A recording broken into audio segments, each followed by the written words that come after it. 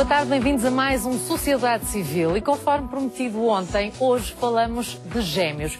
Conhece gêmeos? É pai ou mãe de gêmeos? É familiar ou tem algum irmão gêmeo? Junte-se a nós nesta nossa conversa. Hoje vamos abordar, como dissemos ontem, aqueles seres que de facto são mais do que as mães. Junte-se a nós nesta nossa emissão. Começa, como sempre, com boas notícias. Hoje com a assinatura da nossa querida Teresa Chambel.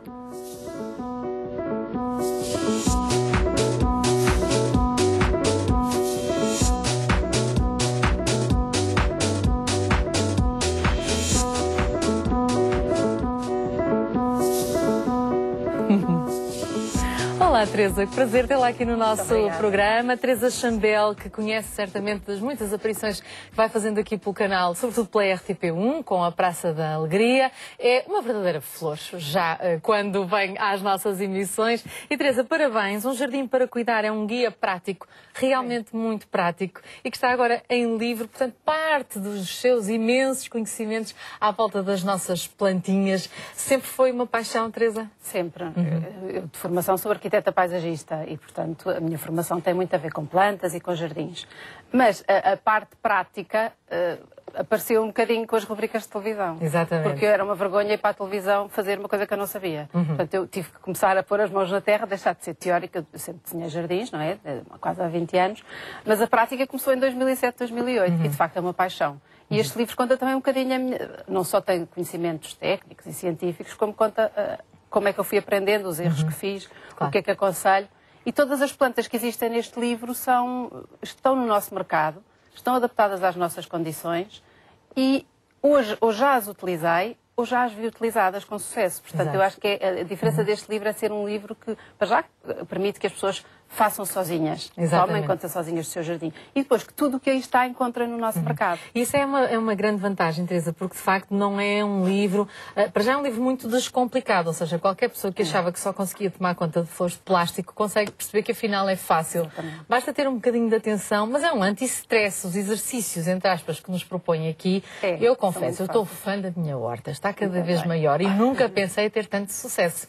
E já estou a dividir pelos amigos. Exatamente. É viciante, é viciante. E eu acho que o segredo é começarmos a pouco e pouco, tal como na culinária, não é? Se começamos com um prato muito complicado, aquilo corre mal. Com as plantas é que começarmos com as plantas mais fáceis de propagar, de tratar, e depois ganhamos um bocadinho a mão e vamos arriscando. Portanto, não podemos começar por uma oliveira. Por exemplo, não é fácil, não é? Uma oliveira num vaso normalmente não funciona, mas num jardim funciona e é a nova atração alentejana. É a primeira boa notícia que selecionou para hoje. Há, portanto, em Moura, um jardim composto pelas várias e diferentes variedades de oliveira do Alentejo. Não há só uma oliveira. Não, há imensas. Há imensas. Há a Cordovil, a Verdeal Serpa, a Verdeal Moura, a Galega, enfim. Há uma variedade enorme de oliveiras. Eu escolhi por várias razões esta notícia. Para já foi muito mais fácil escolher boas notícias do que eu estava à espera. Ainda bem. Ainda há bastantes. Depois tentei que tivessem a ver com o meu tema. A oliveira é para mim um bocadinho a árvore nacional, não é? A partir dela produzimos um dos nossos produtos de excelência, que é o azeite que se farta de ganhar prémios. E é importante que as pessoas conheçam a oliveira, as variedades. E depois este jardim também está ligado ao Museu do Azeite, portanto acaba por se perceber um bocadinho como é que funciona a olivicultura. E eu acho que pode ser uma atração diferente, interessante e um bom investimento de uma Câmara Municipal. Sem dúvida. Portanto, aqui fica os parabéns também para, não só para o Museu do Azeite, os lagares que também à volta se envolveram nesta grande aventura do Jardim das Oliveiras. Há um pequenino no CCB, também se chama Jardim das Oliveiras, no Centro Cultural de Belém, mas é muito pequenino. Esta é uma área gigante, portanto, um verdadeiro passeio também, uma nova atração no Alentejo. E falava a Teresa de um produto de excelência que é o azeite, mas o vinho não fica atrás. Exatamente. E eu bem disse, nós aqui lançamos como boa notícia o concurso mundial de Bruxelas ter mais participantes portugueses, mas mesmo assim muito menos participação portuguesa do que nos outros países. E, comparativamente, trouxemos mais medalhas. Trouxemos imensas medalhas. Ganhámos o primeiro prémio, não é? Pronto, está feito. O Polifonia Signature de Granadeiro, também um vinho alentejano. Mas eu não sabia, participámos com 1000 vinhos, ganhámos 260, à volta de 260 prémios. Houve 10 vinhos medalhados com medalha de ouro, que é uma coisa extraordinária. Em primeiro ficou a França com 600, mas que levou a concurso muito mais do que nós. Exatamente. Em segundo a Espanha com 400, mas levou a concurso muito mais do que nós. Portanto, eu acho que, quer dizer, o vinho é mais um produto de excelência. Também tem a ver com a agricultura, tem a ver com É um motivo de orgulho, não é? Exatamente, é um motivo de orgulho. Eu acho que é bom, neste momento desta crise, percebermos que ainda há muitos motivos de orgulho. Por exemplo, eu não sabia, mas ainda voltando ao azeite, cresceu este ano 19% da produção de azeite no Alentejo, em Portugal, que eu acho que é um excelente sinal, não é? E em relação aos vinhos, vinhos portugueses a concurso, cresceu 44%. Quer dizer que no próximo ano estamos a arrasar com os vinhos. Exatamente. Um pouco todo mundo. Espero é que continue a haver investimentos nesta área.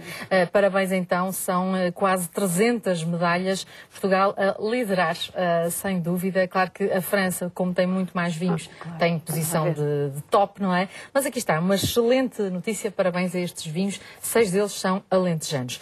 E para terminar, os famosos talhões de hortas urbanas. Exatamente. É a grande moda, não é? É a grande moda.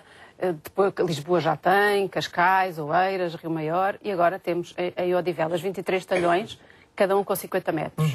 Eu acho que é uma boa notícia por várias razões. Nós perdemos muito, os nossos avós cultivavam a terra de uma forma ou de outra. A geração dos nossos pais afastou-se um bocado. Nós, então, afastámos-nos muito mais. Mas e agora depois vêm os livros exatamente. E a Teresa Chambel e juntamos-nos outra vez à terra, não é? Outra vez. Eu acho que cultivar 50 metros quadrados, tenho a dizer, dá bastante trabalho, mas dá praticamente para ser quase autossuficiente em termos de hortícolas. Uma família de 4 pessoas, por 50 metros quadrados, dá para muito. Quem tem meia dúzia de canteiros em casa percebe que 50 metros é muita horta. E eu acho que a horticultura e a jardinagem, como eu costumo dizer, só tem vantagens, porque poupamos em alimentos. Depois poupamos na farmácia, porque comemos alimentos biológicos, feitos por nós, com muito mais amor, portanto, ficamos menos vezes doentes. Poupamos no ginásio, porque depois de uma tarde a cavar numa horta, eu garanto que não é preciso ir fazer bíceps e tríceps para o ginásio.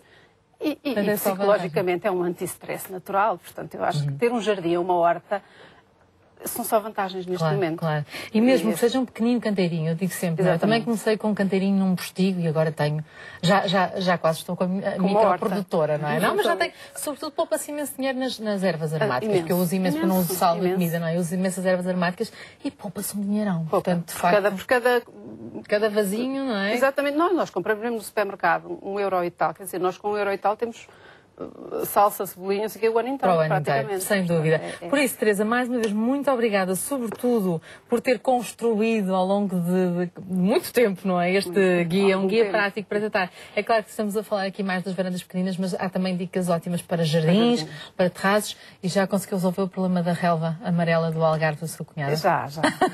Isto é uma falta de manutenção. Exatamente. Isto é uma piadinha à apresentação do livro que correu semana passada com o Jorge Gabriel e a Ana, do programa Querido Mudei a Casa, que obviamente estão muito ligados a si também através deste livro. E Um Jardim para Cuidar é uma edição da Esfera dos Livros. Muito obrigada, Teresa, muito sucesso. E partilho consigo também uma boa notícia. A RTP2 está a partilhar uma verdadeira semana de sustentabilidade. Já temos vindo a promover estes 5 dias com 5 causas. Depois da solidariedade e do ambiente, vamos hoje olhar para a questão da inclusão. Tome nota daquilo que vai poder ver logo às 6h30 da tarde.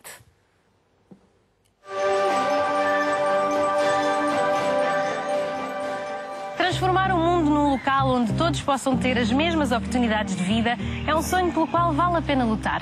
Para Teresa Ricot, a primeira mulher palhaço da Europa, esta bandeira é uma missão de vida, uma guerreira da vida diária que todos os dias luta por um mundo um bocadinho melhor. E através da arte, da boa disposição e da determinação, criou um projeto único, o Chapitão. O meu papel é realmente, como profissional do espetáculo, do humor, palhaço. Palhaço com nariz, um palhaço tradicional. A única coisa que é um bocadinho desviante é eu querer trabalhar de saias, assumir a minha condição feminina. A miséria só existe se nós quisermos, não é? Fui construindo e construí o Chapitão, por isso sou uma construtora, uma operária realmente do espetáculo. O corpo, no circo, tem que ser o melhor. E a mente, o pensamento e o intelectual constantemente lado a lado, constantemente em ação. Melhorar a qualidade de vida das pessoas é também uma forma de integração. Cada vez mais o design tem a preocupação de intervir socialmente através da criação. Se pensarmos que 90% da comunicação que é feita no mundo é feita através da cor, obviamente que a ausência de uma capacidade de interpretar corretamente as cores exclui automaticamente aquilo que se estima ser 350 milhões de pessoas, que é os daltónicos. Assim nasceu uma ideia simples e revolucionária. Por que não criar um código de identificação de cores universal?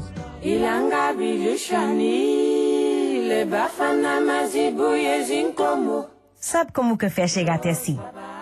Ok, mas como foi produzido? Por quem? E em que condições?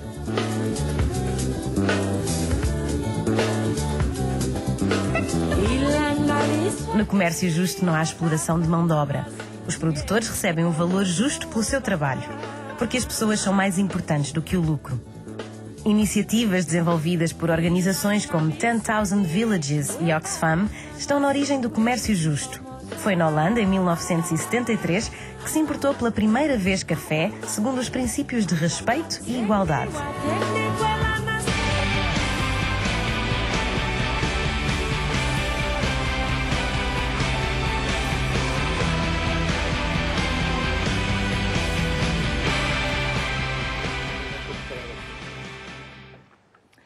Janeiro de 2012, a edição especial dedicada também aos gêmeos. A National Geographic saboreava assim este início de ano com uma edição dedicada aos gêmeos, tão iguais, tão distintos. E é por aqui que vamos começar. Afinal, o que é que acontece no nosso organismo para, em vez de um bebê, termos dois?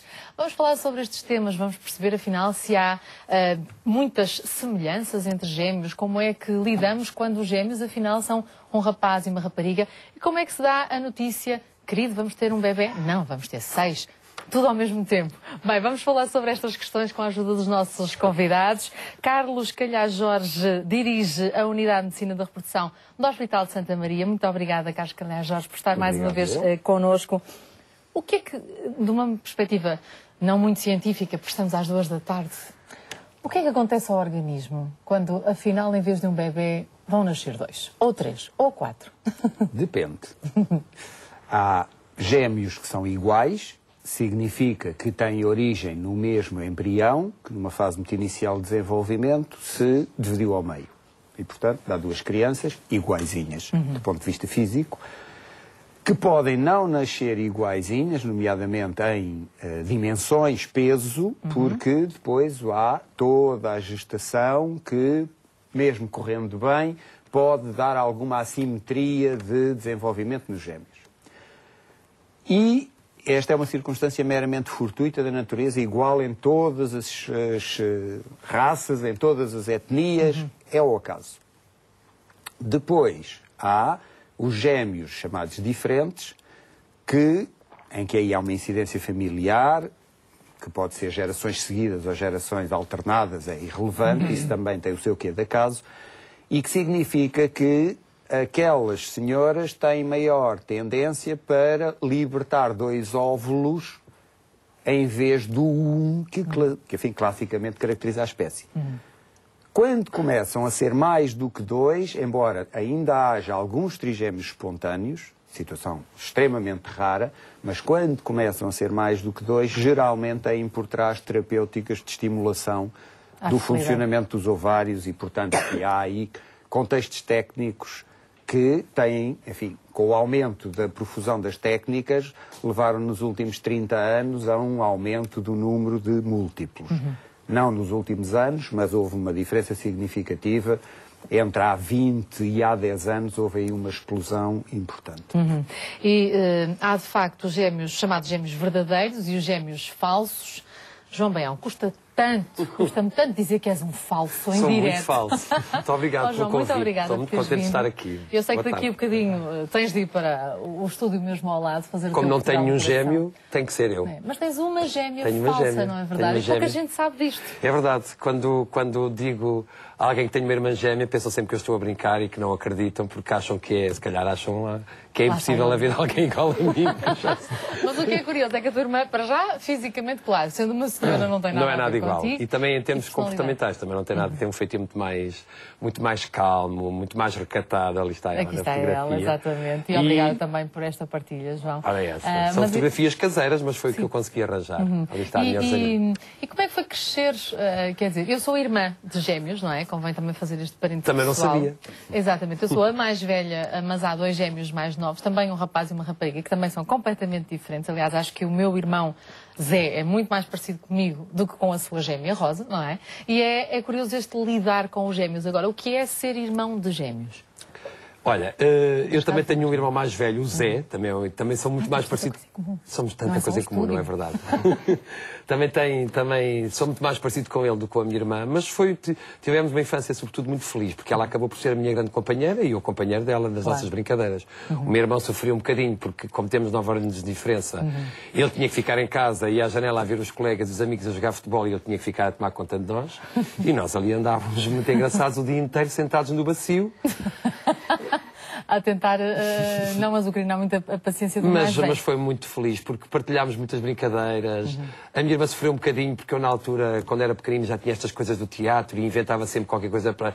Punha a fazer festivais da canção, punha a fazer concursos de misses, punha como aluna, porque eu queria ser professora, então dava-lhe as aulas a ela, portanto ela acabou por sofrer um bocadinho. Mas foi uma infância muito feliz e muito partilhada, sobretudo. Esta questão dos gêmeos também se coloca, obviamente, para os pais e as mães. Temos connosco, como não teria deixado de ser também, a CNAF, que hoje, aliás, a CONFAP, a Confederação Nacional de Associações de Pais, o seu presidente, já sabe, é o Albino Almeida, que hoje está aqui não apenas como presidente da Confederação, mas sobretudo como pai de 2 gêmeas lindas de 19 anos. Albino. E como é que se recebe esta notícia? Querido? Bom, vamos deixar de ser 2 e vamos passar a ser 4. Quer dizer, vocês já eram 3, não é? Exatamente, já éramos 3 e eu quero aqui dizer-lhe que também fiquei muito surpreendido por o João Baião ter uma gêmea. Mas pronto, estas coisas acontecem. A forma como eu soube disto foi um pouco complicada, na medida em que eu tinha dado instruções, na altura estava à frente de uma empresa, era um dia importante, reuníamos com o gabinete jurídico, eu tinha dado indicações para não me incomodarem de jeito nenhum. E tinha deixado a Manuela, que é a mãe das gêmeas, e que já tínhamos de facto uma filha mais velha, tinha deixado a fazer a primeira ecografia. Bem, e depois lá a funcionária insistia muito, aqui ainda havia aqueles intercomunicadores, insistia muito. Eu atendi o telefone e ela disse-me, olha, atende a Dona Manuela. E eu atendi, quer dizer, disse, bom, esqueceu-se do que eu lhe pedi e tal, lá ligou. A rapariga chorava imenso e não desatava, quer dizer, eu fiquei preocupadíssimo. O que é que se está a passar desse lado? Então tu ligas-me agora não falas, o que é que se passa? E a rapariga chorava compulsivamente, chorava. O que é que se passa, por favor, diz-me o que é que se passa. Aí começou o exame, lá me contou e tal, para abreviar a história, não é? E a páginas tantas... Começou a dizer, ai que bonito, ai que coisa simpática, e chorava, e que bonito, ai que interessante, e chorava. E disse, mas o que é interessante, o que é bonito contigo a chorar? Bem, olha, vamos ter gêmeos. Caiu-me tudo. Final da reunião. Não, eu disse, fica toda a gente a olhar para mim, e a única coisa que eu me lembro de ter dito vagamente foi, vou ter gêmeos. E diz o advogado que estava em frente, maravilha, um em cada perna. Bem, tudo bem. A coisa passou-se assim. E mais uma às costas, que já vinha atrás. Que já vinha atrás, mas esta tem uma história interessante, porque eu portanto, obviamente a reunião acabou, como imagina, fui ter com a Manuela e decidimos ir dar a novidade à Patrícia, porque ela era de facto a grande provedora de nós termos mais filhos. Pelo menos mais porque fazia muita pressão nessa altura para ter irmãos. E, portanto, fomos ter com ela. E é indescritível. Quando nós chegámos lá ao colégio, onde ela andava, chamámos-la e ela ficou desde logo admirada, porque estamos ali à hora da almoço. Filha, vamos hoje já almoçar e tal. Avisámos a feirinha que íamos almoçar com a filha e tal, tirámos a filha lá do colégio. E depois dissemos assim, olha, amor, tu... claro, a mãe entrega-me sempre estas tarefas a mim. E disse assim, bom, então diz-lhe tu. E eu disse, olha filha, tu gostavas muito de ter uma mana e tal, sabes, pois... Então é assim, a gente não sabe se é mano ou mana, mas são 2, são 2. E ela ficou com a carinha assim, completamente lívida a pensar, o que é isto? 2, disse, filha, tu vais ter gêmeos, vais ter irmãos gêmeos. Em vez de 1 que tu querias, vais ter 2, ou 2 ou 2. E, portanto, foi assim que soubemos. Depois, e esse é o dado novo que eu queria aqui transmitir, eu acho que engravidamos todos naquela família. Não é? Claro. A Manuela tem 6 irmãs, eu tenho mais uma irmã e um irmão, e aquilo engravidou tudo na família. Primeiro porque a Patrícia era a única neta, que na altura era a mais velha já, depois vieram só netos, e, portanto, na altura toda a gente ficou à espera do que aquilo dava. Vinha saber então, caro amigo, que eu vi com toda a atenção, que as minhas gêmeas são, ontem fui ver os papéis para estar mais ou menos à la paz com isto, eram monocoriónicas biamnióticas e, portanto, são muito parecidas, ou bastante parecidas fisicamente, sendo certo que são completamente diferentes em termos de personalidade. Eu costumo dizer, muitas vezes quando falo com pais, dizia-se que o Dr. Oliveira Salazar e, em geral, os políticos que não têm filhos têm uma grande dificuldade de ser tolerantes. Não tenho a mais pequena dúvida em dizer que, obviamente, por não ser pai, não é uma condição para ser bom político, mas a falta de tolerância tem a ver com isto. É que nós falamos a mesma coisa aos 2 filhos e eles ouvem coisas completamente diferentes. Mas, assumem coisas completamente diferentes. É uma sensação única. Eu pensei que tinha 10 anos de filha mais velha, portanto estava treinado para ser pai tranquilamente. Mentira. Maior engano que eu podia ter constatado. Porque aquilo foi sempre um mundo à parte, onde eu entrava quando elas queriam, porque quando faziam mais dinheiro eu perguntava quem fez, e elas davam uma prova dizendo, dizemos, pronto, eu ficava logo em casa. Ao seu lado tem a Rita Cardoso, também mãe de gêmeos. Olá, Rita, preside a Associação Gêmeos e Mais, uma associação também recém-criada. Rita, como é que foi também o momento M, em que de repente, em vez de um, temos bónus? Comigo, o meu marido estava presente, portanto fomos os 2 à ecografia. Foi a primeira gravidez? Que levada até ao fim foi porque a primeira foi aborto espontâneo, portanto. A segunda estávamos muito nervosos, estávamos com 8 semanas para ver o que é que aquilo ia dar. E deu surpresa. E foi uma surpresa que nós não estávamos mesmo minimamente à espera. Eu lembro-me, estava deitada na Marquesa e a senhora estava a fazer a ecografia, dizia, menina, mas não tem aqui 1, tem 2. E eu, que o meu marido só perguntava, mas como é que isso é possível? Em estéreo. Aquilo em estéreo. Como é que isso é possível? Porque há bocado a Fernanda dizia assim, o que é que aconteceu no organismo? Só mesmo das mulheres. Porque, tanto quanto eu me lembro, foi mais ou menos igual das 2 vezes. O resultado é que foi premiado. Foi diferente. Que idade é que têm agora os seus gêmeos? Vão fazer 5 agora em junho. 6 de junho, exatamente. E é uma... Pelo menos é uma vida muito diferente, de facto, ser mãe de gêmeos. Eu não sei como é que é ser mãe de um só, não é? Mas realmente não faço ideia como é que poderia ter sido, porque eu olho para eles os 2 e às vezes nós pensamos, bem, a vida só com um filho devia ser uma seca. Eu acho que esta é o grande truque. É apenas um truque quase Photoshop, copy-paste. É isto que acontece quase dentro do organismo. Temos um e depois temos outro. Mas esta coisa, enquanto há ecografias, agora eu duvido, Era João... isso que eu ia dizer. Há alguns anos, não é? Tens alguns anos. Há 48 anos atrás. Ele tem quase 50 anos, É verdade, tem quase. Mas é verdade. Não havia ecografia, não havia este tipo de saber com muita antecedência o que é que ia acontecer. A minha mãe andou ali a pensar que era 1, e quando a partir nós nascemos em casa, quando eu nasci e 2 horas depois nasceu a minha irmã... A tua irmã tem 2 horas de diferença. Há uma história interessante, João, permita-me, que me ocorre, é que num primeiro momento toda a família ficou perplexa porque as gêmeas, naquela altura, não é? E nós nem sabíamos o sexo. Soubemos depois também uma história muito interessante, que se der tempo eu conto. Mas a verdade é que depois a avó da Manuela, que faleceu com 105 anos, recordou-se que nasceu uma filha dela, que aliás é mãe de um homem também da comunicação, que é o Aurélio Gomes. Sim, a mãe do Aurélio Gomes é, portanto, tia e madrinha da Manuela. E então, a avó, passado 6 horas, ficou muito mal. Estava tudo bem, parte em casa, como era nesse tempo, estamos a falar de há 70 anos, não é? Parte em casa, tudo bem, 6 horas depois a senhora entra num febrão imenso, começa a ficar mal, começa a estar mal. É outro bebê que morre, precisamente por isso. Claro. Precisamente por isso. Não sabia, não? Morreu sabia, por ela claro. não saber, exatamente. Eu imagino a surpresa, não é? Olha, aqui está um bonito João. Foi uma grande surpresa. E 2 horas depois, espera lá, que afinal... Depois, afinal, tem cá outro. Exato, olha, é um bónus também, não é? Mas aqui acredito, e aqui ainda bem, que a evolução, não é, médica, tecnológica também, nos leva a poder, pelo menos, fazer um pré-aviso, não é? Sim, exatamente. Afinal... É evidente que sim. Há depois alguma... O uso da ecografia tem depois um reverso da medalha, que é a frustração quando as gravidezes não correm bem. Ou seja, já se viram coisas, já se criaram laços afetivos, mesmo que visuais, com outra intensidade. Mas realmente é evidente que não faz nenhum sentido atualmente não haver uma preparação prévia a todos os níveis e não haver um acompanhamento obstétrico especial, sabendo que são 2.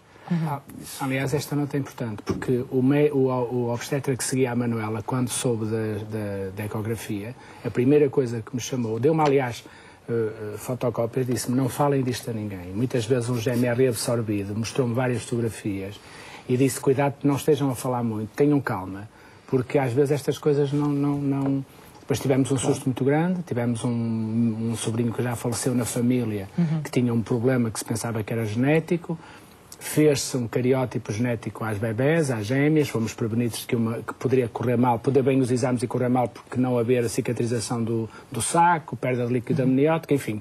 Não foi propriamente um caminho muito simples, mas não é? Nos dias de hoje não foi simples, é mais mas fácil... embora muito acompanhado. O Instituto da Genética Médica do Porto fomos muito bem acompanhados. A amniocentese, que enfim, é esta técnica de ver os cariotipos, encerra em si sempre qualquer risco, nem que seja para uma gravidez única. Exatamente. É evidente que sendo 2 ou sendo 3, tem que se multiplicar o número de atos que se fazem e, portanto, o risco acresce um pouco. Exatamente. Esta questão, aliás, como eu disse, foi alvo de uma grande reportagem da National Geographic, mas também, a nível de documentário, tem sido muito trabalhado esta matéria. No fundo, há aqui também para cientistas e investigadores muito material acerca do poder dos genes quando falamos em gêmeos, trigêmeos ou quadrigêmeos.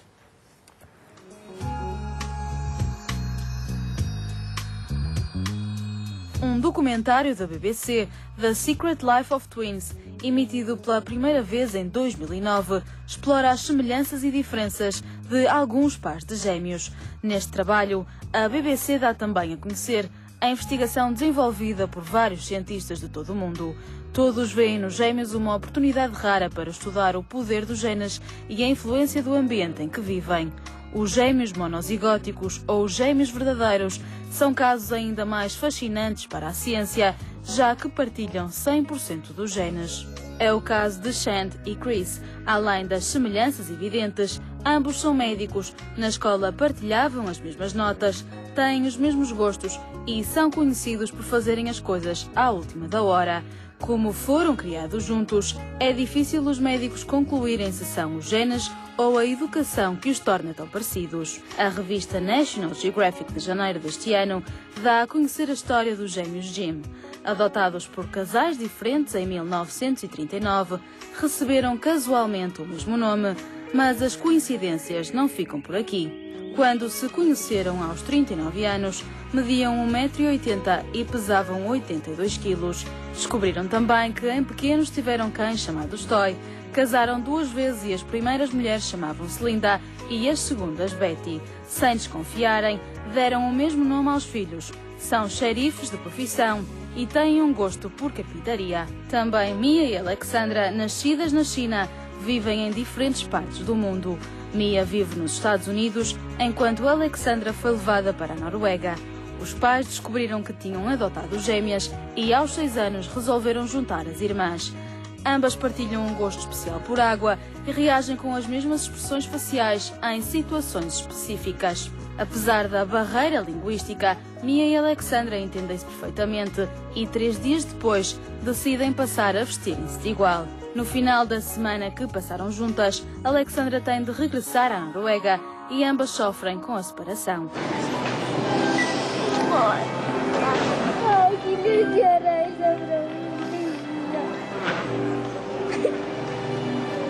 que Ian vive na Nova Zelândia, faz desporto diariamente.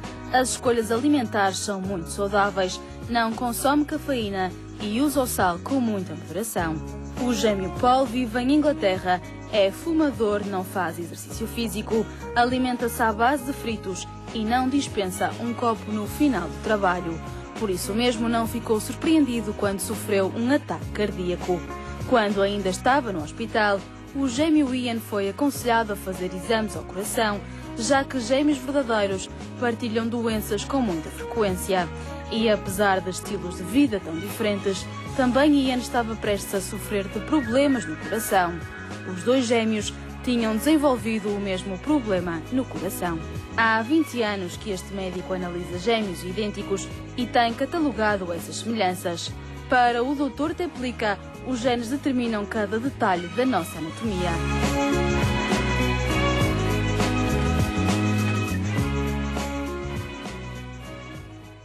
É curioso porque eu acho que, no fundo, andamos sempre à procura destas histórias, não é? Aliás, há imagens dos festivais em Ohio, em agosto, não é? Em que os gêmeos vestem-se de igual. Há quase um lado caricato, não é? O João, acho que nunca te vestiste igual à tua irmã, não é? Eu vesti e não achava muita graça. Eu de calçãozinho quadrado, com uma blusa vermelha de malha e a minha irmã com uma saia. Não achava graça. Não achava muita graça. Claro. E muita gente, curiosamente, em relação a isto, muita gente me perguntava: e vocês sentem aquelas coisas quando a tua irmã está... Não, nunca tivemos isso. E eu, como a pressão das pessoas perguntarem isso é tão grande, que eu já perguntei a gêmeos se gêmeos verdadeiros, se isso é verdade, e também me disseram não. Isso não. Creio que não. Mesmo esta questão das doenças não é rigorosamente assim, aliás. Quer dizer, geneticamente pode acontecer, não é? Pois, eu acho que pode acontecer na família toda. Se, por exemplo, houver uma tendência para problemas a nível do tipo foro cardíaco ou outras, admito que haja ali alguma tendência, portanto, que esteja lá inscrita. O meu amigo e pai de uma ex-aluna, Manuel Simões, diz que o cancro é uma coisa fantástica, nasceu connosco, está cá dentro e, portanto, está a desenvolver-se um dia, há muitas condições que concorrem para que isso aconteça, mas está cá, quer dizer, é uma coisa nossa, por isso a maior parte das pessoas nem sente e quando sente às vezes é muito tarde. Mas eu gostava de salientar que a pressão social é muito grande e eu resisti muito bem a essa pressão social, quer num sentido, quer noutro. E digo, resisti muito bem porque as minhas filhas, como eu disse, vão fazer 20 anos no dia 13 de agosto e para mim é extremamente positivo, é um balanço que eu faço como positivo e já o posso fazer agora, às perguntas que me colocaram quando me convidaram para vir aqui, é que, de facto, esta coisa da autonomia, como diz o engenheiro Roberto Carneiro, a gente educa os filhos para ser autónomos e depois eles, depois de serem autónomos, é que algum dia ou passam a vida a perder a autonomia, que é o que acontece aos adultos, não é? E, portanto, mas é complicado, isto é. A autonomia nasceu primeiro pelo percurso escolar de cada uma, elas seguiram, recordo-me de ter estado com elas para perceber a saída que elas iam ter, seguiam pela via tecnológica, as duas ciências da nutrição. Na altura havia dúvidas sobre quem estava a acompanhar o trabalho, o GovSIC, porque elas tinham a opção de frequentar no curso delas a escola pública em 2 colégios em Gaia, ou no Colégio de Gaia ou no Colégio dos Carvalhos. Foram para o Colégio dos Carvalhos, lhes feito uma nada, não é? Os amigos foram todos para lá, elas foram também. E o colégio fazia ali, tinha um gabinete de orientação vocacional e acompanhava aquilo. E, portanto, ao longo do tempo, sempre foi claro para o colégio que aquela opção delas era uma opção de solidariedade entre irmãs, inequivocamente, e a prova disso, e é esse testemunho que eu quero dar aqui, indo um bocado ao encontro dos comentários que estávamos a fazer enquanto víamos o filme, é que a partir de determinada altura tornou-se claro que a Ângela estava bem e a Mariana nem por isso. Por isso a Mariana já está neste momento a preparar-se para ir para a universidade para o ano, teve que interromper, ou por outra, pediu-me para anular 3 cadeiras, fazê-las no ano a seguir e provavelmente não seguirá por ambiente. Porquê? Porque ela gosta de fotografia, adora a natureza. Claro. E, portanto, está a inclinar para ambiente agora. Fator primordial nisto, o primeiro namoro. Calhou à Ângela e, portanto, naturalmente, ela já tem uma vida completamente autónoma. Até que ponto é que há, de facto, a genética, não é? E esta solidariedade, não é? A genética é absolutamente intocável, mas a genética enfim, é um conjunto de tendências e sensibilidades. E as pessoas podem ou não ter o mesmo ambiente e responder de forma diferente. Há, como disse, e com toda a lógica, há algumas doenças que a carga genética é de tal forma que, quando muito, podem ser aceleradas por algum tipo de comportamento, mas acabarão por aparecer. Mas, genericamente, isso tem pouca importância. A grande importância aqui é social. Exatamente. Há uma partilha de um espaço confinado que é o útero desde sempre. Portanto, há interinfluências entre as duas pessoas que estão envolvidas, entre os dois gêmeos, e essas interinfluências são pela positiva, que estão sempre acompanhados, podem desequilibrar algumas coisas quando algum tem uma supremacia de personalidade, e depois, quando é que isso se rompe ou não se rompe, vai depender da atuação dos pais, vai depender da postura da vida, dos namorados, se é tão tarde, etc. Agora, se vestem de igual as crianças ou não vestem, garantidamente que isso não é uma opção das crianças. Não, não. Pois não. Portanto, ou os pais fomentam o tradicional, o engraçado, que é serem... São iguais, portanto, são iguais, ou fomentam uma individualização precoce, que se choca sempre com o facto de estarem sempre as duas juntas, ou os dois juntos, e vão-se afastando gradualmente e marcando gradualmente o seu terreno. Eu quero subscrever isso que disse, de facto. Portanto, a prevalência de um sobre o outro em matéria de orientar a brincadeira, quem é que diz... Um pouco como o João fazia, como o João não é? dizia. Tal e qual eram gêmeos diferentes, portanto, as personalidades são logo diferentes. Mas eu queria subscrever o que disse, porque há um sempre que guia mais e outro que ilumina melhor. Não vale a pena, eu sobre isto gosto de ser muito claro, porque, por exemplo, a Ângela foi sempre mais determinada, foi quem determinou determinados caminhos e percebia-se isso nas brincadeiras dela.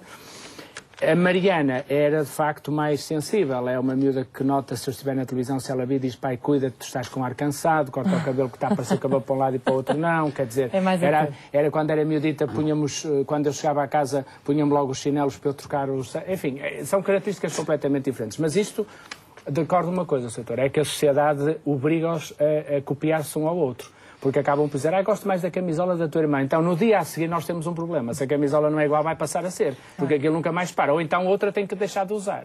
Está a ver? A pressão social é tramada nestas coisas. Rita, como é que é com os dois rapazinhos? Vestem-se de igual? Não vestem, porque nós, desde o início, não gostamos que eles se vistam de igual, porque eles já são tão parecidos e já provocam tanta confusão entre si, que nós sempre achámos que era melhor distingui-los, nem que fosse pela roupa. Claro. Mesmo agora na escola, eles usam a bata supostamente é igual, mas tem o nome deles escritos, são os únicos que têm o nome deles escritos, porque nós não queremos que os tratem como gêmeos e queremos que tratem pelos nomes que eles são. E temos tido esse cuidado sempre. Mas, por acaso, é curioso que, às vezes, quando diz que eles não gostam de vestir igual, eles gostam. Se nós permitíssemos, eles gostavam. Sim. Nós é que temos de fazer a força para que não seja assim. Mas eles já percebem que são iguais. Percebem e gozam com isso. Sim, a única diferença que eles têm neste momento é uma pinta que o Diogo tem no nariz, que nasceu há 6 meses atrás. Portanto, um tem muita pinta. Um tem uma pinta no nariz, e então é curioso que às vezes eles viram-se para os avós, não é? Tapam as mãos, então diz-me lá quem eu sou. É para ver, é para assim, olha que eu tenho a pinta, eu sou aquele que tem a pinta. Exatamente. Porque eles depois gostam de sublinhar essa diferença que eles têm entre eles. Porque, de facto, cada um, no sentido de rapaz-rapariga, é mais fácil. É mais fácil. E quando são falsos? Nós também só nos vestimos uma vez de igual, e foi só quase por brincadeira. Mas no nosso tempo, é diferente dos tempos de hoje. Claro. Nós, hoje em dia, os jovens, as crianças, os adolescentes têm muito para onde espraiar os seus tempos livres. Nós, na altura, não havia computadores, não havia telemóveis, a televisão também era muito mais escassa. E, portanto, apoiámos muito um no outro nas nossas pequenas brincadeiras. Eu acho que isso deve ser uma riqueza fantástica. Tínhamos um quintal e então vivíamos muito. E havia, de facto, a cumplicidade. É claro que há sempre diferenças entre irmãos mais novos, mais velhos, sejam gêmeos ou não, mas sentes que há cumplicidade que os gêmeos têm que os outros irmãos nunca terão, ou essa cumplicidade pode surgir independentemente de terem partilhado o útero? Eu acho que pode... Eu, por exemplo, em alguns aspectos, e porque depois, quando era mais pequenino, comecei a...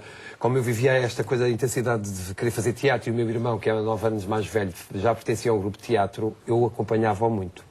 Não é? E como só podia ir para os ensaios de teatro à noite, porque ia com o meu irmão, e então esta cumplicidade acabei por ganhá-la quase naturalmente com o meu irmão, porque eu vivia era aquilo, eu queria ir para o teatro, a minha mãe ia deitar-nos e eu, à socapa, ia por trás e ficava à porta a ver a televisão, porque eu queria ver tudo o que tivesse a ver com movimento, espetáculo. A minha irmã sempre foi muito mais recatada e por isso acabei por ganhar ali mais cumplicidade em alguns aspectos com o meu irmão, quando comecei a crescer, porque quando era pequenino vivia muito Graças à irmã mais velha nós temos vídeos fantásticos de produções, portanto a Patrícia era produtora, filmava e punha as legendas. Exatamente. Mas era a irmã mais velha. É muito importante, que depende da família em que se inserem os gêmeos.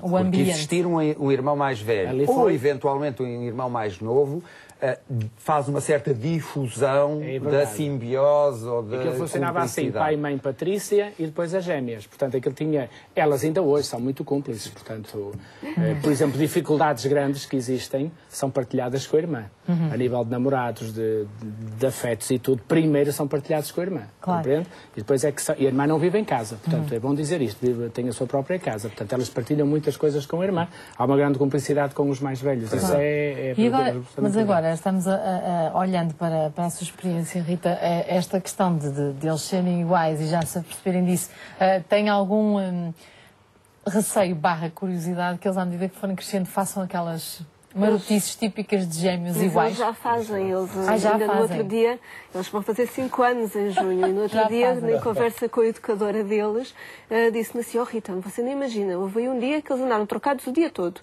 Foi um dia que não levaram a bata, porque estava suja, e eles, por acaso, têm por hábito sentarem-se na mesa, eles têm os lugares determinados.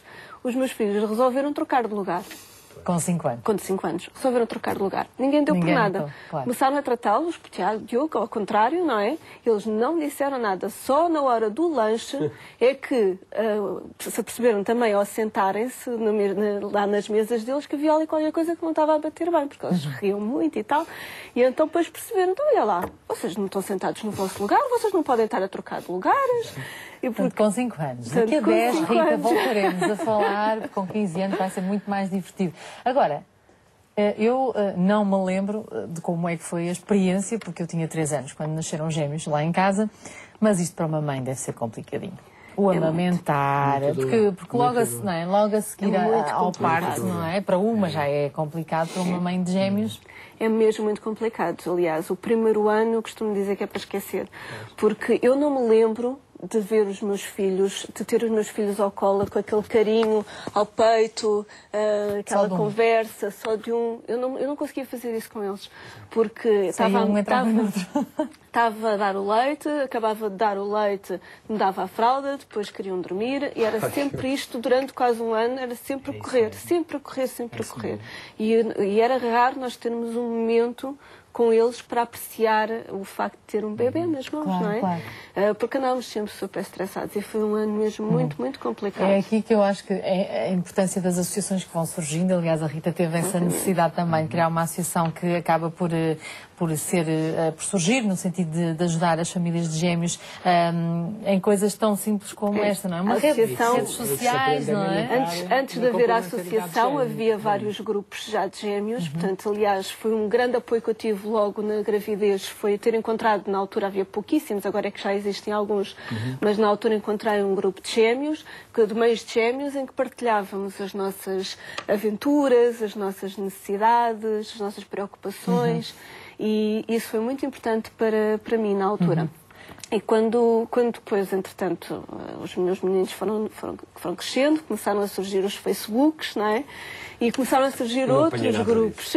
Pois é. Como é que conseguiste sobreviver? Tu, a tua família, não é? E não só. E na altura em que andávamos na escola primária, nem sequer andávamos juntos, eu e a minha irmã. Eram rapazes para um lado e raparigas para o outro. E esta questão de, hoje em dia, acaba mesmo assim a vida ser um bocadinho mais facilitada, porque há estes grupos de contacto. Havia história de gêmeos na família ou não? Não. Na minha família, não. Aliás, a minha mãe era conhecida lá na Buraca, onde nascemos, que é a Maria dos Gêmeos, porque não havia mais ninguém com gêmeos. Mas isso continuamos a ser sempre conhecidos como a mãe dos gêmeos. Isso aí vai ser... Na escola é sempre a mãe dos gêmeos. Sim, as gêmeas, isso ainda hoje é assim, é o pai das gêmeas. Eu não tenho nome, não é? Eu sou o pai das gêmeas. É o pai das gêmeas.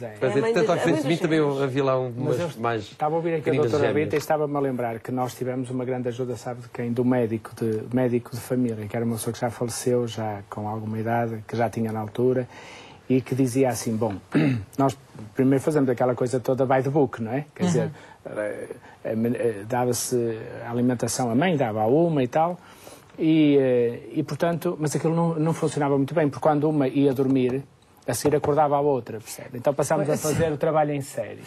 Portanto, e estão fotografias lá em casa e vídeos. A mãe amamentava as duas ao mesmo tempo, eu segurava mais numa e ela mais noutra. Bem. Ouça, era a única maneira de dormir, Fernanda. Senão não se consegue dormir.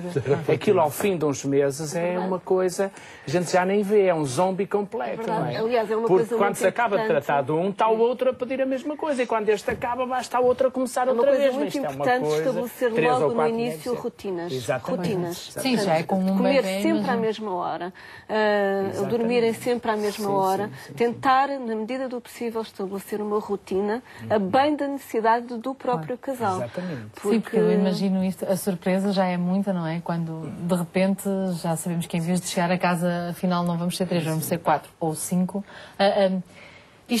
A experiência do parto em si já é cansativa, não é? E depois o primeiro ano de vida de um bebê, portanto, 2 bebés ou mesmo 3 bebés. Isso é verdadeiramente heroico. Se me pergunta do ponto de vista médico, e não do ponto de vista pessoal, porque a minha experiência é só de filhos, um de cada vez. Do ponto de vista médico, há fragilidades e preocupações durante a própria gravidez. Não é? Pode tudo correr muito bem. Há circunstâncias que são meramente da natureza das senhoras que fazem com que até com trigémeos cheguem ao termo e as crianças nasçam com 2,5 kg ou mais, mas genericamente há sempre algum risco de que nasçam prematuras ou que ocorram algumas doenças durante a gravidez. Portanto, do ponto de vista médico, não é uma gravidez tão sossegada como de um único feto. E, sobretudo, quando nascem, se nascem com alguma prematuridade, os cuidados, que, como diz a doutora Rita, a 2 ao mesmo tempo são difíceis, se são prematuros, em que enfim, a atenção ainda é maior, é um emprego de tempo inteiro prolongado. Exatamente. Não é? É verdade. E há aqui uma nuance que eu gostava de referir e também foi por causa disso que também surgiu a associação.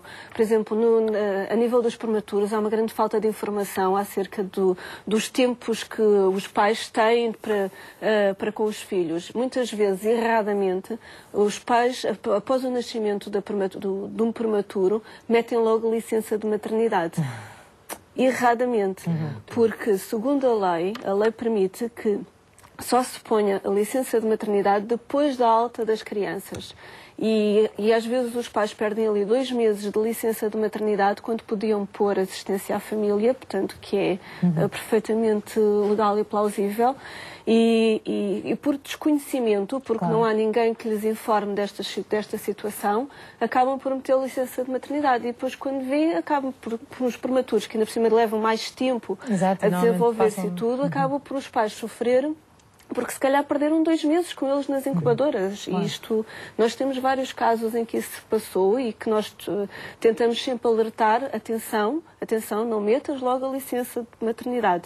Espera, mete assistência à família e só quando eles estiverem alta do hospital, estas questões também legais, também até a nível de protocolos, porque há semelhança que acontece com a Associação de Famílias Numerosas, também as famílias de gêmeos, não é? Sim. Basta, neste caso, 2 gravidezes e passam logo a ser família numerosa, não é? É também, portanto, esta rede, não é? Porque estamos a falar em gastos a duplicar. Exatamente. Logo no início temos as vacinas, a parte das vacinas, a parte das fraldas, em que é uma loucura, tanto as vacinas, olha, por exemplo, só uma Prevenar, são logo 100 e tal euros para 2. Não é? Portanto, nós tivemos o cuidado com a Associação de Gêmeos, tentar focar-nos nas entidades que poderiam dar algum tipo de benefício a estas famílias, porque nós já sentimos na pele, eu já passei isso, porque os meus já têm 5 anos, mas sei bem que realmente a nível de leites, porque eu não conseguia amamentar, só conseguia amamentar 15 dias. Portanto, era leites, era fraldas, era E hoje em dia as Dodotes. fraldas são descartáveis. Era descartáveis, exatamente. Imagina a quantidade de Lavar à pênis mão. pendurados lá na buraca. Saía mais barato, mas dava muito mais trabalho, não é? Mas, de facto, quando começamos a fazer contas àquilo que gastamos, é impressionante. A nível de alimentação e a nível da própria saúde. Tinha gêmeos na família? Também não? Não. Não, pelo menos que eu conhecesse, não. E havia na sua família? Eu não sabia aquela circunstância que eu falei há bocado, que a avó se lembrou no preciso momento em que aconteceu, havia de facto, portanto... Mas isso para perguntar se de facto há aquele velho mito de que salta 2 gerações, salta 3 gerações, a incidência familiar, afinal... Não salta, não salta, é completamente aleatório. É aleatório, não é? Pode acontecer? Pode acontecer em gerações subsequentes e depois saltar várias, ou pode não acontecer durante muitas gerações. Como eu disse, o fenómeno que está em causa é haver uma ovulação de mais do que um óvulo, e isso é um acontecimento fortuito. Claro, pode acontecer. Em algumas famílias é mais frequente dentro do fortuito. Agora, eu queria já agora quantificar, estamos a falar de gêmeos em pessoas que estão envolvidas, diretamente, como o João Baião, ou indiretamente, como os pais de gêmeos, mas para dar uma noção da realidade. Portanto, 1,2% dos partos em Portugal correspondem a mais do que um feto. Portanto, isto dá, digamos que em 100 mil partos, grosso modo, que o país tem, dá 1.200 partos de gêmeos. São pouquinhos. Que são, digamos, relativamente poucos. É evidente que há estruturas médicas, como aquela em que eu trabalho, que acumulam casos de referenciação, mas mesmo assim nós temos por ano 3% dos partos são de gêmeos, portanto, não gêmeos ou os raros trigêmeos. Portanto, estamos a falar de uma realidade que é engraçada para as revistas e para as fotografias bonitas, que é engraçada para quem vê de fora, claro, que é muito dura para quem a vive. Exatamente. Da parte dos pais, para quem a vive, como o João, é uma companhia permanente, porque filho único é uma solidão grande, filho emparelhado, tem pelo menos sempre uma companhia, para o bom ou para o mau. Para o bom e para o mau. Mas é tão engraçado há muita gente espantadíssima, primeiro por estares aqui, porque achavam que já estavas no Portugal do Coração. É só um quarto para as 4. É só daqui a bocadinho. Mas por teres uma gêmea, ou seja, e se fosse um rapaz, a vida dele não era muito fácil.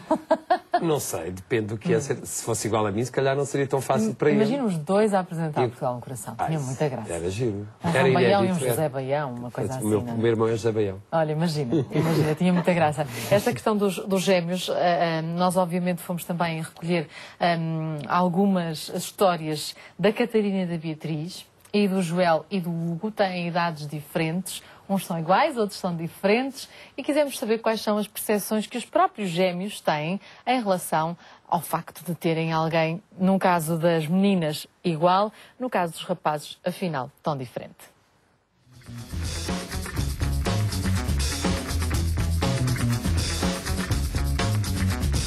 É chato. Muito chato. É bom... As pessoas dizem que quem me dera ser gêmeo, nós dizemos não, porque não tem piada nenhuma. As pessoas perguntam-nos todos os dias: vocês são gêmeas? É sempre a mesma coisa.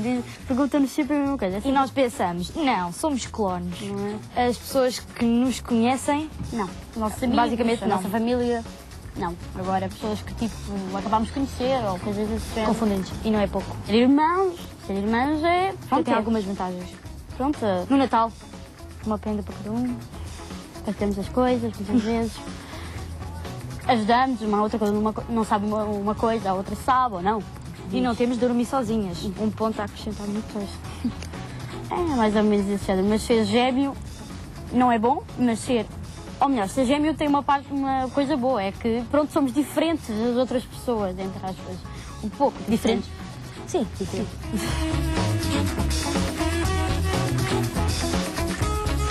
Gosto mais é de jogar a bola, mas eu não gosto de jogar a bola.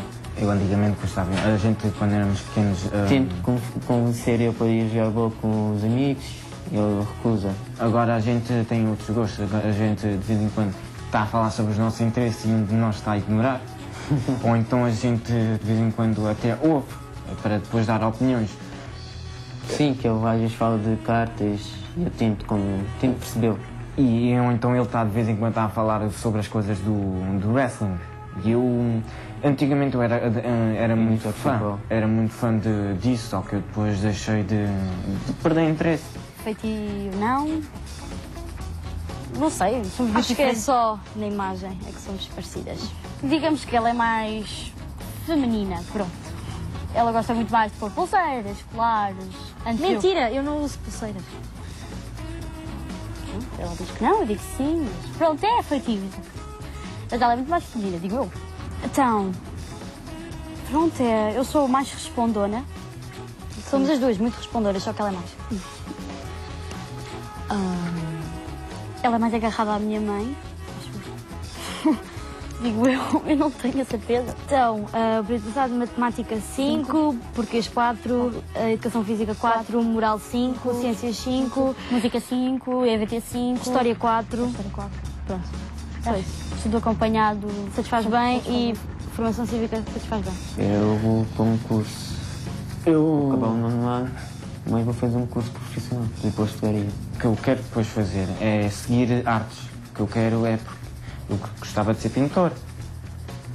E... Sim, aquele desenho muito novo. A gente começamos a ir para a escola aos 6 anos. A gente, como a gente não conhecia muitas pessoas, a gente foi naquela coisa de mantermos juntos, naquela coisa de sobrevivência. Eu parte das vezes nos intervalos, ou coisa assim, a gente ficávamos juntos. Não existia situações em que a gente se separava, só se vivemos horários diferentes.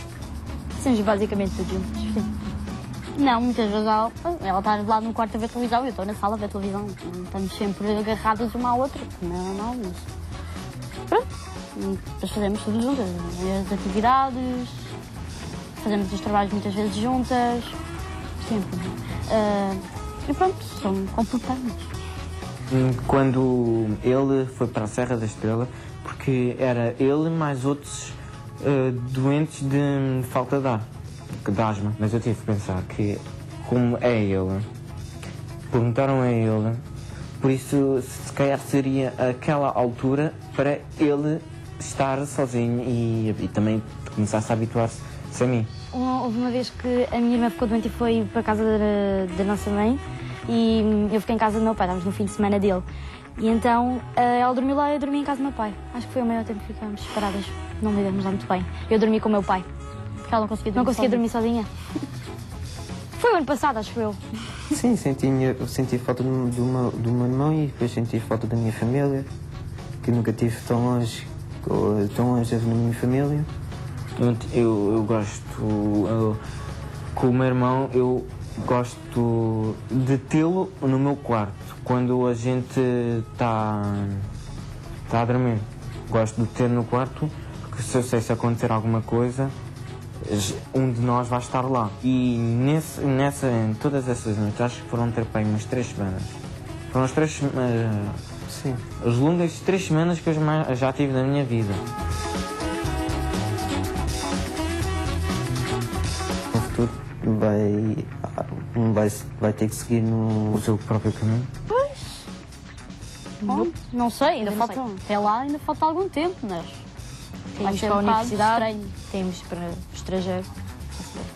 Ele é que não é lá muito bom em inglês, que ele até quer seguir o curso da pastelaria e ir para os Estados Unidos, mas o plano dele é que ele quer levar-me com ele. Porque ele quer um tradutor. Tirámos o mesmo curso, ficámos na mesma universidade, ou ir para o estrangeiro, no mesmo avião.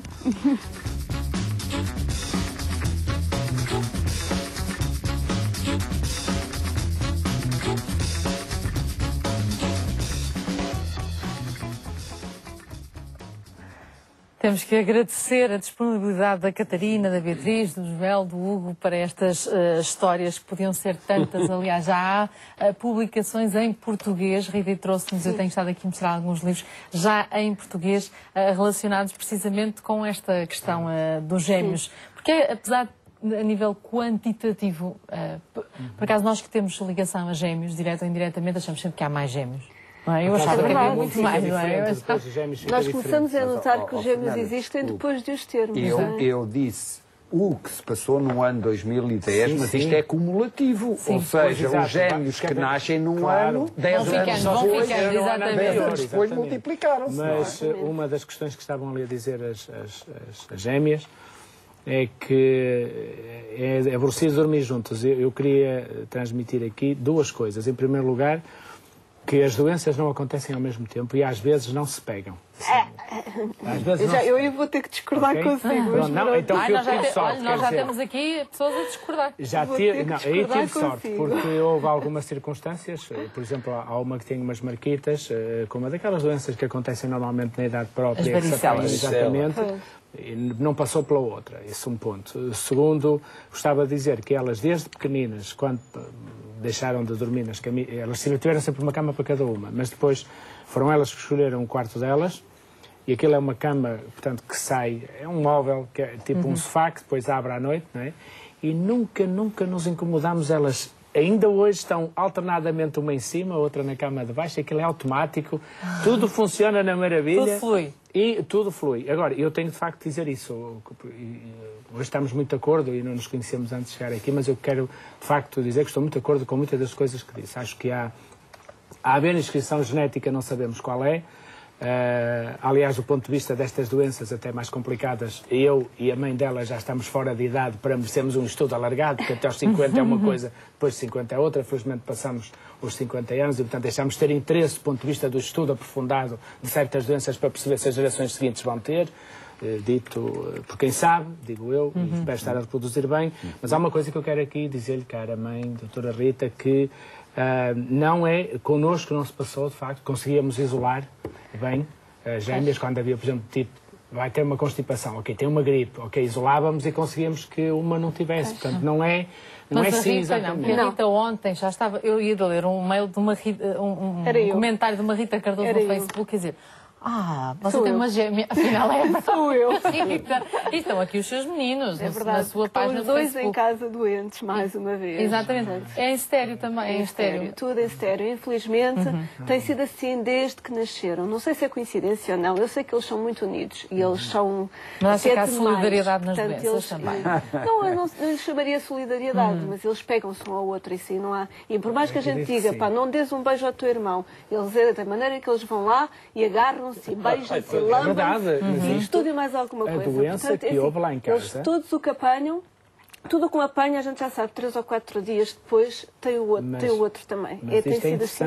Tudo o que me apanha, a gente já sabe, 3 ou 4 dias depois tem o outro também. Mas tem isto é sido interessante, assim, de facto, porque a doença que houve lá em casa, que deixou marcas numa e não na outra, teve a ver com uma bebé, que foi viver lá para a nossa beira. Elas brincaram com a bebé.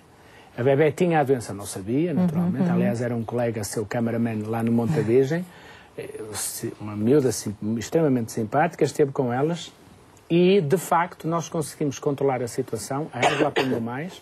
A Mariana, mais tarde, para uns 15 dias, também teve sinais, mas já muito diluídos. Portanto, a Ângela, por exemplo, tem, se calhar tem mais a ver com propensão a vivência ambiental, tem propensão a determinado tipo de coisas que a Mariana não tem. Uma constipa-se mais, a outra não se constipa tanto. Eu isso também noto. Apesar de os dois apanharem as mesmas doenças, apesar de apanharem as mesmas doenças, não tem a mesma intensidade. Um tem uma determinada intensidade e o outro não. Isso tem sido os seus, doutora Rita, têm outro aspecto em comum. Estamos a falar aqui de cadeias de transmissões e eles se andam os dois na mesma escola. É muito difícil saber se são eles que se contagiam ou se é de grupo. Mas já agora, Jorge, não sei se conseguimos responder a esta dúvida que está a aparecer muitas vezes, que será uma opção, obviamente, das famílias, mas separá-los na escola, mantê-los juntos? Talvez os psicólogos saibam dizer com alguma ciência. Eu acho que criar condições para que cada um expresse a sua personalidade é fundamental. Agora, metê-los em caixas ou separá-los arbitrariamente parece-me plenamente de acordo. Os miúdos ou as miúdas estão habituados a brincar juntos, de repente vão para a escola e é uma espécie de castigo. Aquilo que nós temos sempre, aquilo que nós temos sempre, além que logisticamente é uma coisa. Logisticamente é bem melhor, não é? E nós falava da questão dos professores. Nós temos é que falar sempre com os professores e educadores e sensibilizar para o facto de eles serem diferentes e serem duas pessoas. Coisa que os vão contar. Às vezes esquecem-se, não é? E começam a tratá-los. E os gêmeos, onde é que estão? Em vez de se chamarem as próprias pessoas, não é? Mas é quase os gêmeos. Individualidade. É uma lógica, Fernanda, que não se consegue contrariar. Na escola é impossível contrariar porque... E é a gracinha de serem iguais, não é? Eu admito, como digo, eu dei aulas durante uns anos no Colégio do Rosário e tive dois gêmeos, que devem ser dois homens com 40 anos, o Filipe e o Ricardo. E portanto, imagino que se nos estiverem a ouvir, eles percebam como eram tão diferentes, como é que funcionávamos com eles. Mas para quem tem crianças à guarda, que apesar de tudo se tem muito até ao fim do primeiro ciclo, há muita sensação de que o professor também faz a guarda das crianças, é de uma imensa utilidade controlar um, porque assim sabe-se que o outro está atrás. Portanto, é tipo a sombra. É sombra. Mas deixa-me dizer-lhe uma coisa muito interessante. A África, e estou de novo a seguir ali o Soutor, a África tem uma lógica fundamental. Em África, os pais de gêmeos são pessoas absolutamente extraordinárias na tribo, não sei se sabe. Quando cheguei à África e falei que era pai de gêmeos para ter um tratamento diferente, o que me deixava desvanecido com aquelas pessoas todas. Olha, a mãe tem que ir para... Além do mais, ensinaram-me que a primeira que nascia era a última a ter sido concebida, que era uma coisa que eu não sabia. Depois perguntei e aparentemente fará sentido, segundo algumas explicações. Para eles era muito claro. Disseram, atenção, que a mais velha é que nasceu assim. Não, a explicação faz algum sentido. Fazia algum sentido na lógica deles, exatamente. Aqui nasceu primeiro, o João é mais velho. Sim, mas quando se nasce... É mais velha, a minha irmã que nasceu depois, foi a primeira a ser gerada. Exatamente, pronto, essa é... Agora, o que eu queria dizer-lhes é que eu muito, acho que essas coisas, quando estamos muito próximos da natureza, estamos melhor, como disse o doutor e bem. As minhas ficaram autónomas há 2 anos esta parte, ou há 1 ano esta parte, sensivelmente, mas... É bom deixar que sejam eles permanentemente a dizer o que é que acham em cada momento da sua idade. Os problemas também, felizmente, na vida vão acompanhando a idade e, portanto, a gente pode perguntar aos 5 anos queres também ir para a música, queres ir para o balé? E eles, quero, não quero, ok, tudo bem. E por ali fora os problemas vão, com a idade, vão tendo outro tipo de importância, mas é sempre importante que eles digam. Eu recordo-me perfeitamente, na escolha do colégio, foram elas que escolheram. Tinham 2, mantendo-se na escola pública, atentas às despesas, era impossível aguentar 2 em colégios, como se imaginará, e, portanto, elas tinham a opção ou o Colégio de Gaia ou o Colégio dos Carvalhos. E, em determinada altura, o Colégio dos Carvalhos tem fama e proveito de ser uma escola mais tradicional. E houve uma altura em que elas me falaram, pai, no outro colégio parece que não se usa bata, e não sei aquelas coisas que elas não gostam nesta idade. E eu disse, meninas, quem é que escolheu? Fomos nós, pronto. Sobre essa matéria estamos esclarecidos. Meninas puderam pensar, foram a ver o colégio, ou foram ver um colégio, foram ver o outro, ou optaram por esse, agora, por favor. Quer dizer, isto é muito importante do ponto de vista da responsabilização dos miúdos pelas opções. Eu acho que isto é que é educar para a autonomia. Peço desculpa de estar a dizer isto, mas sinto muito isto. E, portanto, contrariar os miúdos, pô-los de igual, ou não pôr de igual, ou isso, acho que pode fluir.